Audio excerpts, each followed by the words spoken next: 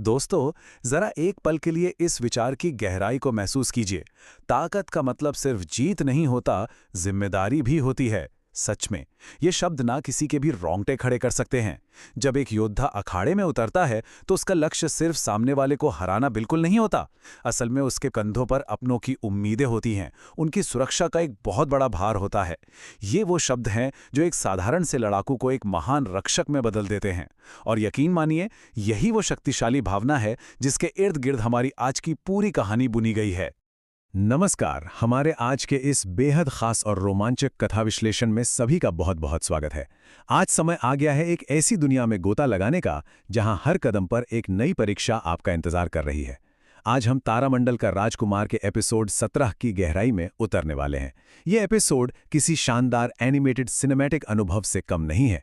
आज की हमारी यह यात्रा एक बेहद शांत और भावुक रात से शुरू होगी और एक ऐसे महासंग्राम तक जाएगी जहां हवाओं में भी सिर्फ और सिर्फ ऊर्जा का टकराव गूंजता है।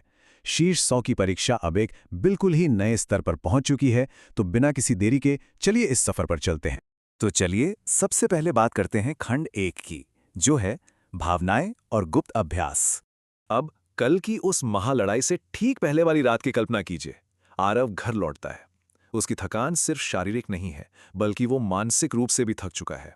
मैदान का वो भारीपन, वो शोर शराबा अब पीछे छूट चुका है और चारों तरफ बस रात का एक गहरा सन्नाटा है। वो अपने आंगन में अकेले बैठा आसमान की तरफ देख रहा है। पता है, ये दृश्य हमें दिखाता है कि एक नायक के जीवन में ठहराव के पल कितने गहरे होते हैं। और तभी इसी शांति के बीच एक डरी हुई सी आवाज गूंजती है। भैया, आज फिर देर कर दी, मुझे बहुत डर लग रहा था।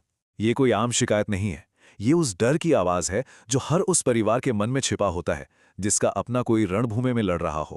वो बहुत ही भावुक होकर कहती है कि काश वो भी साथ जा पाती, ताकि उसके भैया को कुछ ना हो।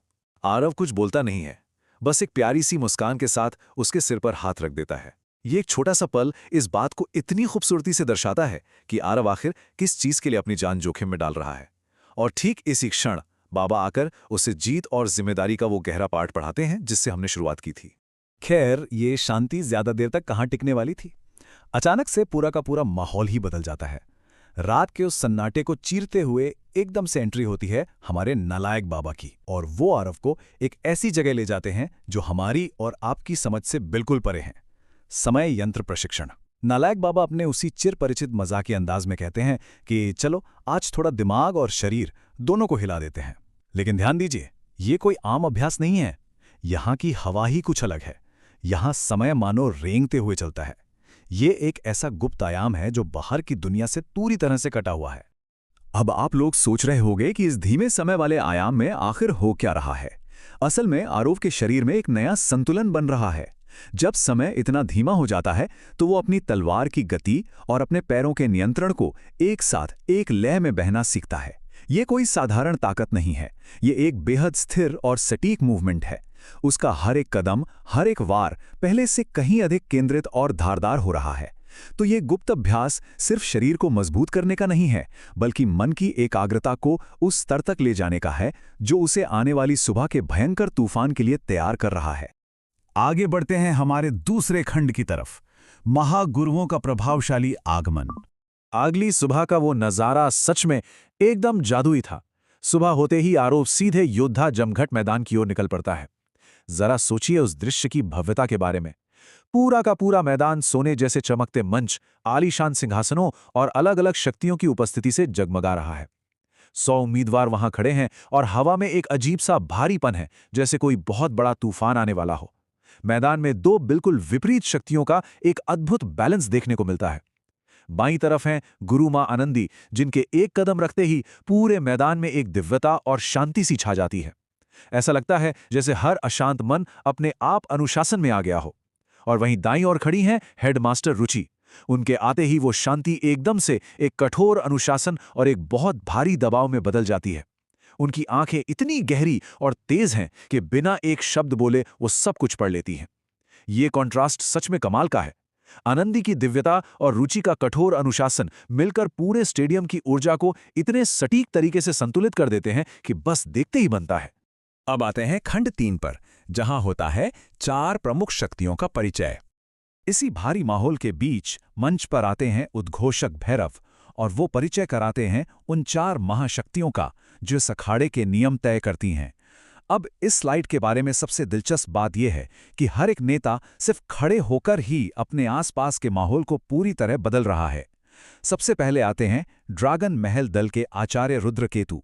इनके आते ही हवा इतनी भारी हो जाती है कि लोगों को अपने शरीर पर एक भयानक भौतिक दबाव महसूस होने लगता है। दूसरे हैं माया नगरी दल के कालदंत। इनके आते ही जैसे वास्तविकता ही धुंधली होने लगती है, जैसे सब कुछ बस एक भ्रम हो। तीसरे नंबर पर हैं पवित्र महल दल के संत सोमदत्त, जो अपने साथ एक बहुत ही अद्भुत मानसिक शांति लेकर आते हैं। ऐसा लगता है जैसे अचानक सारा तनाव ही गायब हो गया हो। और अंत में पायल जमघट दल के भास्करनाथ, जिनकी उपस्थिति मात्र से ही हवा में तकनीकी और ऊर्जा के कंपन साफ महसूस होने लगते हैं।